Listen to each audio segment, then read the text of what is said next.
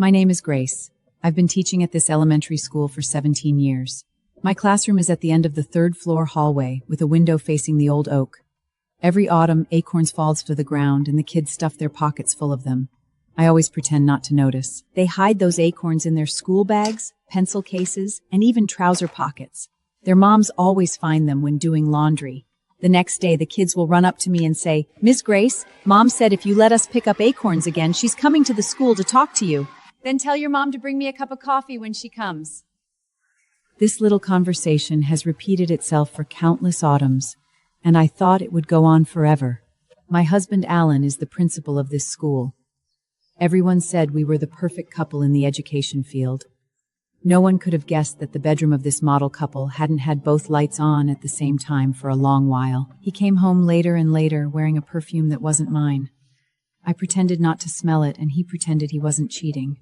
My termination notice arrived on a Thursday afternoon. That morning, I'd just finished grading Jake's composition. Jake is a boy with mild ADHD. His handwriting looks like earthworms crawling across the page, but he told me, "Miss Grace, I want to be a writer someday." I circled a few misspelled words in red pen, draw a smiley face in the margin, and wrote right next to it, "You absolutely will be."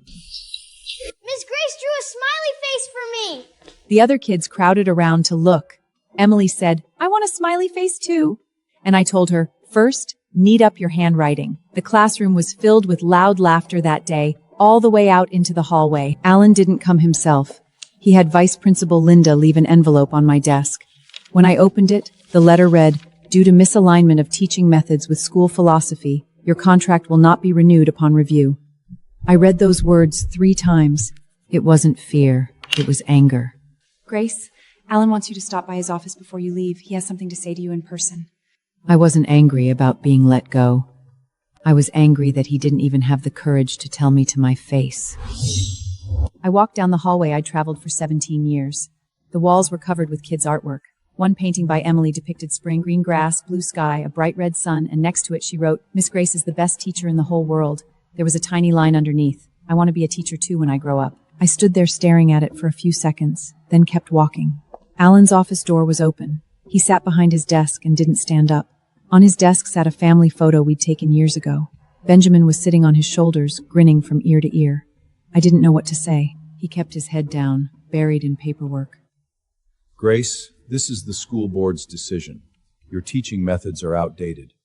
The school needs new talent." His voice was flat, like he was reading a report that had nothing to do with him. "New talent? You mean your niece? She just graduated from education school and hasn't even finished her student teaching. What makes her qualified to take my position?" He looked up, and his eyes held a coldness I'd never seen in him before. "She knows modern tech and new educational concepts. What do you know? All you do is coddle the kids with smiley faces." Those words cut straight into me like a knife. 17 years, over 1,000 students, countless late nights grading papers, and all I got was, "All you do is coddle the kids with smiley faces." Alan, Benjamin won't stay 9 forever. He'll grow up and ask why his own father pushed his mom out of this school. What will you say to him then? "This isn't pushing you out. It's a staffing adjustment. Grace, don't mix personal feelings with work." Personal feelings?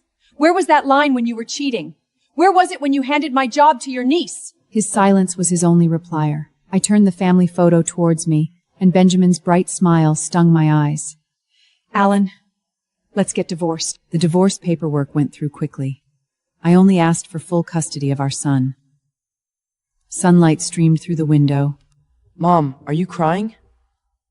No.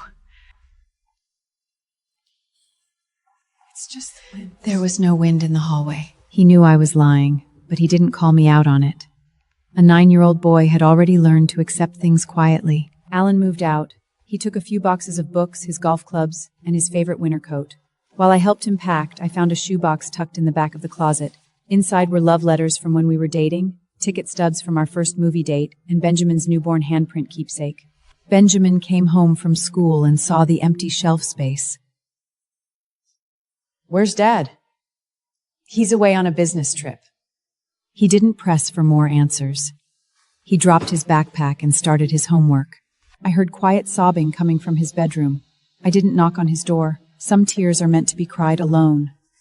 I was unemployed. I sent out dozens of resumes but barely got any responses. Interviewers asked why I left my last school. I told them it was a philosophical difference. When they pressed for details, I never mentioned Alan. It wasn't to protect him. I just didn't want my pain to become how others judged me. But word got around. Well-connected interviewers found out I'd been terminated, and their gazes turned hesitant. Where's your mom?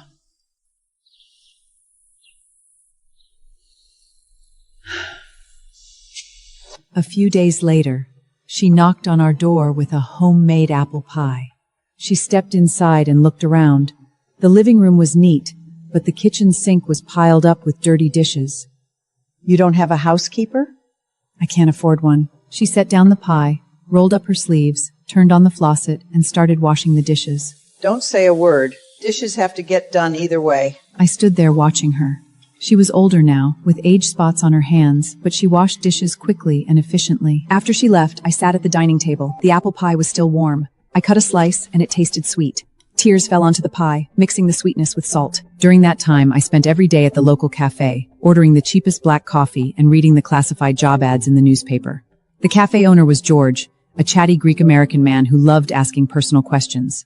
When he found out I'd lost my job, he said I could come work for him. Make coffee? You can just run the shop. The pay isn't great, but it'll cover your meals. Eat this, it's on the house. I ate it quickly.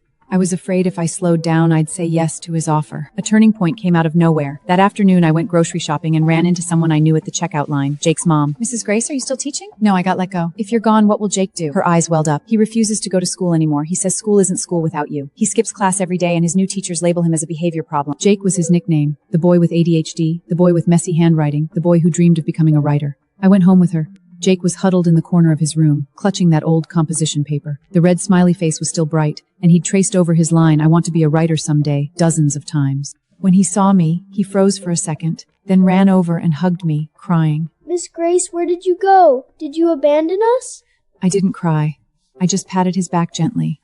Jake, I didn't abandon any of you.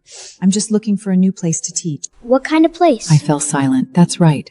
What kind of place? That night, I stood alone in our garage, lost in thought. It was empty except for old storage bins, a Christmas tree, and dusty workout equipment. There was water seeping in the corner, and parts of the floor were warped. But as I stared at the space, an idea suddenly popped into my head. This isn't just a garage. It could be a classroom. Early the next morning, I started cleaning out the garage. I moved storage boxes down to the basement, disassembled and stored the Christmas tree, sold what workout gear I could, and gave the rest away. What are you up to? I'm opening a school. A school in your garage? You've lost your mind. Maybe I have. She climbed over the fence, helped me carry out the last of the clutter, then grabbed a hammer and nails from her shed to patch up the cracks in the wall. I bought 5 used desks, 1 chair, and a whiteboard from the second-hand market. The chair was broken, but Margaret fixed it, put on a new seat, and painted it sky blue. She carved a rose into the backrest. I hung a hand-painted wood by the door, messy and uneven, third classroom. On opening day, I waited the entire morning, and no one showed up. I sat in that chair, staring at the empty desks. Margaret brought me a cup of coffee and said, "Just wait a little longer." "Is this Miss Grace's school?" "It is." Her name was Linda, a grocery store cashier. Her son Tyler was 9 years old and autistic. Public schools wouldn't take him, saying he couldn't integrate with other students. We went to 6 schools, but got turned down every single time. I saw your post online and drove an hour to bring my kid here. Could I pay the tuition later on credit? There's no tuition fee. As long as he's willing to come, I'm willing to teach him. Tyler sat in the corner clutching his backpack, avoiding eye contact with everyone, including me. He harried his face in his arms. I knelt down to meet his eye level, pulled out an orange-flavored candy from my pocket. I set the candy on his desk, reached out, unwrapped the candy, and ate it. That was our first little agreement. 1 piece of candy, in exchange for him sitting quietly at his desk. The next day, 2 more kids showed up. Jake stood at the door holding Emily's hand. Emily was a 2nd-grade girl with dyslexia. Her old teachers labeled her slow. I knew dyslexia wasn't a sign of being intelligent. It's just a different way the brain process works. Her mom worked night shifts as a nurse and couldn't read kids, teased her at school, and she refused to go back in tears. Miss Grace, Emily wants to join too. Come on in. We have plenty of space. Emily, you're not slow. You just learn differently from other kids. I'll teach you at your own pace. She looked up at me, tears glistening in her eyes, but she held them back. After school that day, I sat alone in the empty garage, pulled out a notebook, and wrote out a teaching plan. I didn't divide them by grade level. I divided them by their interests. Jake loved writing, so I had him keep a journal and write short stories with art. Emily rarely spoke, but he loved building blocks, so I used them to teach him numbers and shape. A week later, our 3rd student arrived. Sophia was 8 years old, from a Mexican immigrant family, and she spoke no English at all. Her mom found me through a church friend and couldn't afford tuition. Please take these in place of tuition. She stared at the alphabet poster on the wall, then looked up at me. I said, "Hola." Her face lit up right away. Sophia picked up English quickly. Within a month, she'd simply say a single dog word. Jake wrote a new character into his story, a little girl who couldn't speak English, who drew with her fingers. She painted a tree covered in apples, and every apple stood for an English word. Emily drew illustrations for the story, and Tyler built the tree out of blocks. 4 kids, 4 different ways of creating, all working on the same project together. I taped their artwork to the wall and wrote underneath, "Created by all students of second classroom." I was teaching the kids math with my phone on speakerphone. All the kids went quiet when they heard his voice. A school in your garage? Grace, you really love stirring up trouble. I picked up the phone and stepped outside. What you're doing makes the school look bad. Parents are gossiping, saying you got fired for bad teaching methods. Hand at the rose bushes in the backyard, their buds just starting to bloom. Alan, you don't get to decide if I'm acting recklessly. The kids do. As long as they want to come here, I'll keep teaching them. If you have a problem with it, file a complaint with the school district. Otherwise, don't waste my class time. Tyler spoke his first real word. That day, I pointed to the word apple on the whiteboard and taught him to say it. His lips moved, but no sound came out. Apple. I said the word again. His lips moved You once can do more, it, Tyler. still silent. Apple. His pronunciation was unclear, but every single one of us heard it. Oh, apple. Say it again for me. Apple. When school ended that day, Linda came to pick him up. Apple. She didn't say thank you. She just held Tyler tightly in her arms. I stood in the doorway, watching the sunset stretch their shadows long across the yard. That night, I sat at my desk writing lesson plans. My phone rang from an unknown number. Miss Grace, this is Carlos's mom. Carlos was 11 years old, from a single-parent home. His father was in prison. He'd been expelled from public school for fighting, and no other school would accept him. Can he come to your school? Yes, he can. How much is tuition? There's no cost. Then what do you ask for in return? Just trust. The next day, Carlos stood at the garage door. He was tall for his age, half a head taller than me, with a guarded look in his eyes, like a stray cat ready to lash out at any moment. He insulted my dad. It's true your dad is in prison. People who insult him aren't worth fighting over. Prove you're better than him, not the same as him. He stared at me, and the sharp edge in his gaze slowly softened. The first thing he did when he walked in wasn't sit down. It was take the box of blocks in the corner and build a ship. Tyler still had his block castle standing. The 2 boys didn't say a word to each other, but their creations were already communicating. Alan's niece scored poorly on the midterm evaluation. Parents filed complaints saying she lacked teaching skills. The school board called Alan in for a meeting. He stayed home all day and didn't go out at all. What's wrong with Dad? He's going through a hard time. Should we go visit him? You can go if you want to. Benjamin took the bus alone to Alan's apartment and came back with a box of pizza. Dad couldn't finish this, so he told me to bring it home for you. I opened the box. The pizza was cold, but the cheese still stretched when I pulled a slice up. Mom, will you and Dad get back together? No, we won't. But we'll both still be good parents to you. He didn't fully understand, but he nodded anyway. Second Classroom got featured on the local TV news. It wasn't because of me. It was because one of the reporters was Emily's next-door neighbor. What's the name of your school? Second Classroom. Not a shelter for troubled kids? It's a place of acceptance. Those 2 words are nothing alike. We don't do pity. We do respect. After the segment aired, my phone didn't stop ringing. Parents, teachers, reporters, everyone was calling. Some wanted to donate money, some wanted to volunteer, others wanted to enroll their children. I couldn't keep up with it all, so Margaret helped me answer calls. She wrote everything down in a notebook with messy handwriting, taking her time and never rushed. Small donations started coming in one after another, enough to buy a new whiteboard and books. I went to a used bookstore and bought 20 picture books for the kids. I walked home carrying the box of books and found a new bookshelf sitting inside the garage. That day, Tyler stood in front of the bookshelf for a long time, then pointed to the top shelf and said, "That one." I pulled it down for him. It was a picture book about dinosaurs. He couldn't read the sentences yet, but he could say the word dinosaur. His pronunciation was still fuzzy, but everyone knew exactly what he meant. Jake entered the city's writing contest. She always has a smile on her face. She never yells, she's always row-washing, and she waits. He wrote all about for us to grow up. He didn't win any prize in the contest, but the judges read his essay aloud to everyone in the audience. He was overcome with excitement. No, it was because he'd finally seen. Is Dad becoming a politician? Maybe. That single quiet response stung sharper than any sarcasm. Second Catherine moved into Margaret's bigger garage. We've got plenty of space here for the kids to run around. I can't stay here for free. How much is the rent? No rent needed. Then we'll put it towards scholarship funds. Not scholarships. Need basis grants. It's all the same thing. On moving day, the kids lined up single foot, each carrying one book to the new garage classroom. Jake led the line with his old composition notebook tucked under his arm, and Tyler held onto his dinosaur book tightly. They walked together like a little train of children. Alan lost the school district board election. His opponent was a local parent whose child attended second classroom. During the campaign, his opponent brought me up. Anyone who pushed Miss Grace out of her job doesn't deserve a seat on the school board. Are you happy now, Grace? Tyler's block tower grew taller and taller, so high he could barely reach the top piece. He stood on his tiptoes and carefully placed the final block on top. Miss Grace, look. His voice was soft, but it was the first full sentence he'd ever spoken voluntarily. Tyler, you're growing up so fast. Yep, I'm taller now.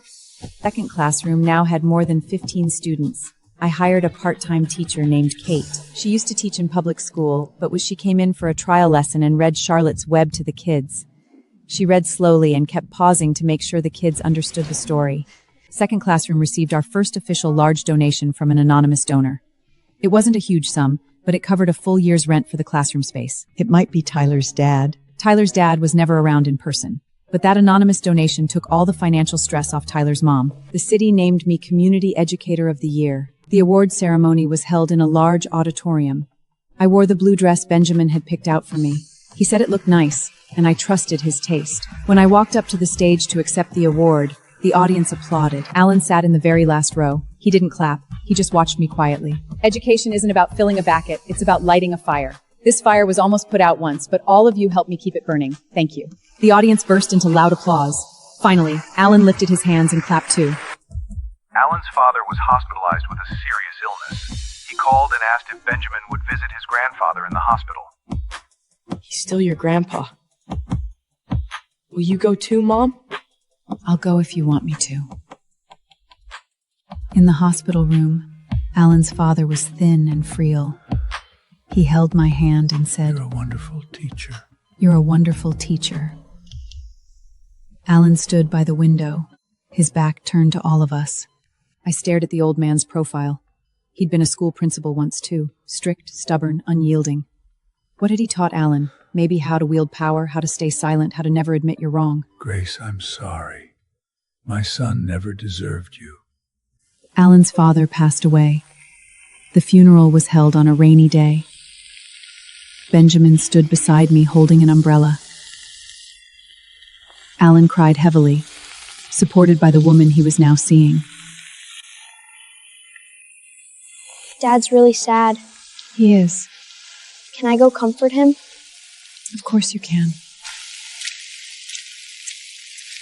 I didn't walk over. That was their moment, not mine. Second classroom turned 1 year old. Margaret baked a cake, and the kids pooled their pocket money to buy small gifts. Tyler gave me a Lego bird he'd built. It couldn't sing, but a painting of me standing at the garage door with a rainbow behind me. She wrote on the painting, "Miss Grace is my rainbow." Jake gave me a short poem. "You are the acorn that fell on concrete ground, and still you bloomed."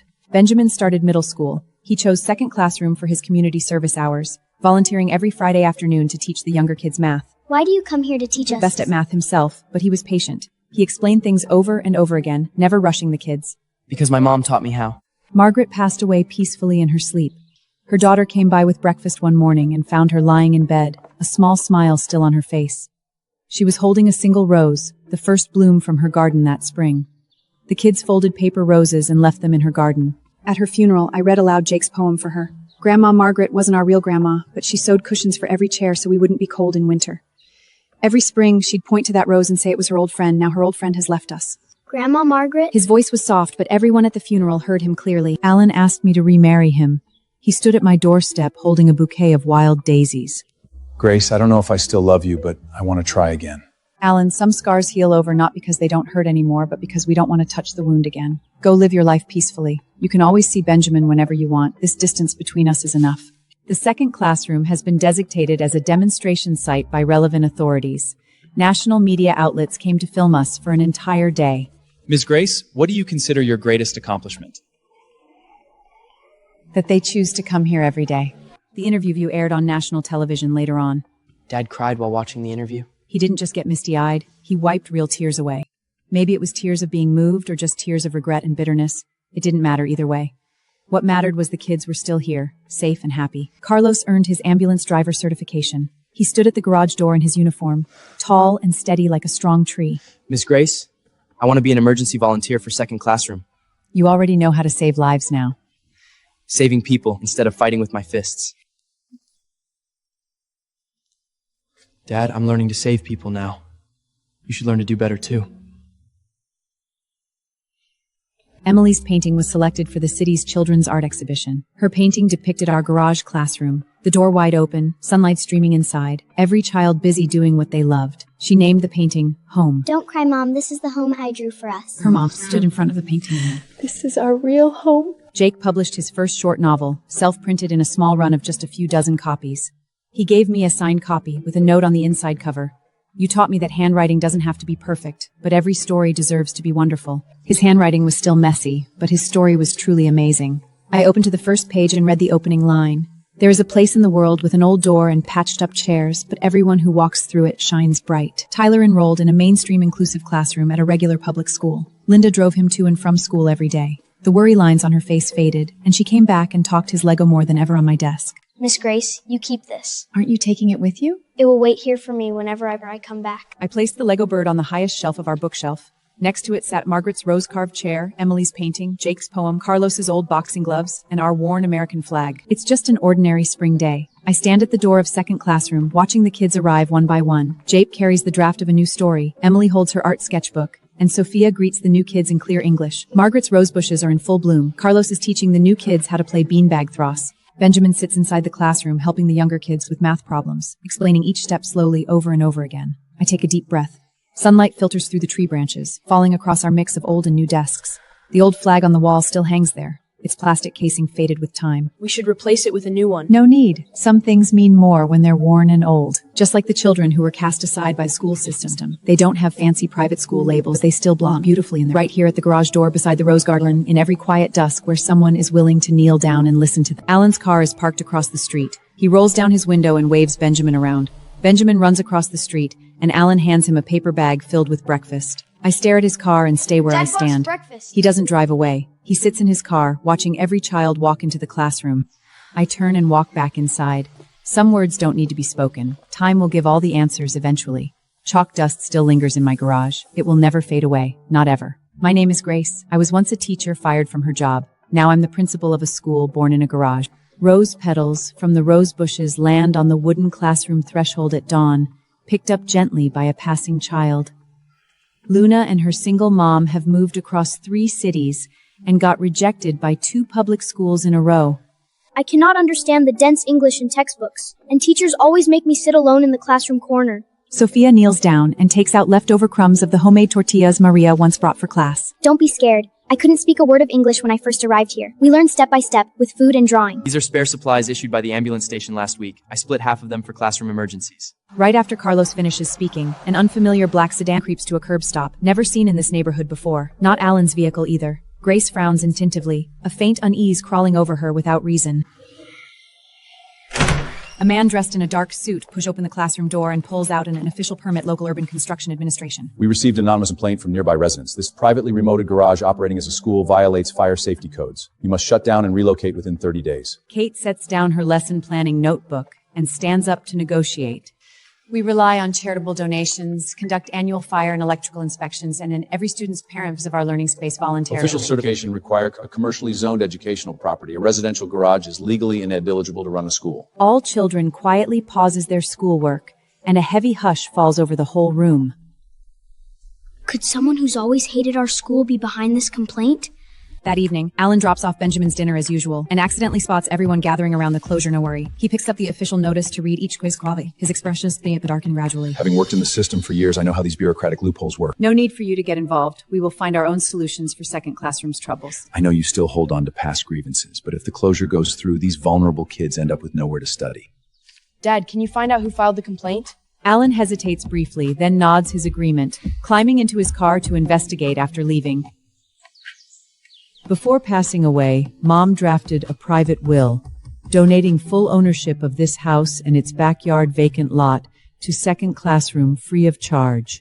I flips through the aged notifies documents in shock, stunned by this unexpected generous inheritance. This empty yard is spacious enough to build a standardized simple school building and permanently fix our zoning and location compliance issues. My mother's final lifelong wish was for these unique children to have a steady, permanent place to learn. The kids cheer loudly, and Tyler lifts his treasured Lego bird into the air to celebrate. But I still harbor lingering doubts. The anonymous complainant hiding in the shadows will not give up easily. After 3 days of investigation, Alan brings back crucial intel. Grace's replacement, the principal's niece, filed the anonymous complaint. Her teaching performance has stayed consistently poor since taking over Grace's old post. Countless students transferred to second classroom in a scheme to shut us down. She pulled strings with her family connections inside the construction bureau to exploit regulatory laws and target our garage location. Alan plays an audio recording proving her underhanded lobbying, his tone heavy with regret. My selfish choices cost you your formal teaching job years ago, and I'm doing everything I can to make amends now. I takes the USB drive holding the audio evidence and stays silent for a long stretch of time. Kate brings the property deed and complaint evidence to the Urban Construction Office to appeal and overturn the unfair shutdown order. After officials verify the legal will and notified papers, they immediately cancel the 30-day relocation and CLO penalty. Grace's former placement receives official disciplinary note of school from gets malicious false reporting and nepicious abuse of power. Classrooms on the left, outdoor playground on the right, and Grandma Margaret's rose garden stays untouched right where it grows. Jake jots a line beside the sketch. Hardship is never an ending, only the prelude to new growth and sprouting life. During pre-construction prep for the new campus, donations and volunteer construction workers pour in from across the region. George closes his cafe for half a day and brings kitchen supplies to cook free meals for all volunteer builders. I gave you complimentary tiramisu when you were struggling financially years ago. Now it's my turn to give back to the whole school. Carlos arranges shifts with his ambulance coworkers during their spare time to haul construction materials for free. Tyler guards the rose garden daily to stop construction scraps from damaging the blooming rose bushes. Unexpected heavy rain pours nonstop for 3 days, triggering partial water seepage damage to the freshly laid school foundation. Moisture ruins building materials and halts construction work temporarily, while our reserve funding is nearly exhausted. Grace drafts a fundraising appeal overnight, and Jake donates all copies of his self-published novel for charity sale to raise money. All proceeds from book sales go entirely toward buying waterproof supplies to fix the water-damaged foundation. Your writing holds incredible warmth and heart. We plan to publish your novel nationwide through all retail channels. Jake clutches the signed contract, eyes glistening with tears, and bows deeply toward Grace. Once the rain clears and sunshine returns, volunteers resume construction and finish all waterproof foundation repairs smoothly. 2 months later, our brand new single-story schoolhouse finishes construction with white walls and wooden windows bordering the flourishing rose garden. The original old garage is retired from daily classes and renovated into a dedicated student art and craft workshop instead. On opening day in the new building, dozens of former alumni come back to visit, with Tyler, now enrolled in mainstream public school, leading the visiting line. I'll come back to take classes every school break. By fall semester enrollment, second classroom has over 40 registered students and 3 newly hired full-time volunteer teachers. One new faculty member is Carlos's recently released father, who earned an official teaching assist license after professional rehabilitation training.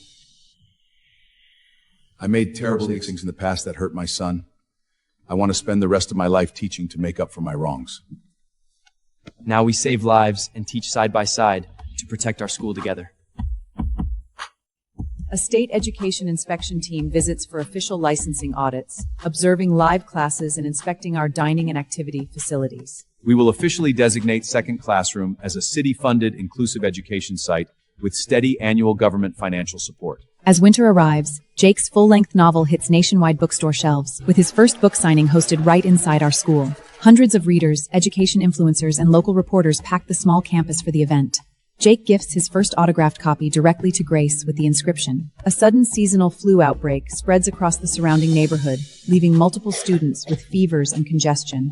Carlos's volunteer first aid team stations at the school around the clock to check temperatures, sanitize classrooms, and teach kids disease prevention basics. Carlos's dad brews traditional herbal cold remedies from family recipes and distributes warm medicinal tea to every enrolled child, fragile from chronic poor health since early childhood. Luna falls sick first, and Sophia stays up all night beside her bedside to care for her. Within a week, all students fully recover, without a single severe flu case developing. Alan receives an official improvement notice from his former elementary school, ordered to bring in specialized inclusive education support due to years of declining teaching standards.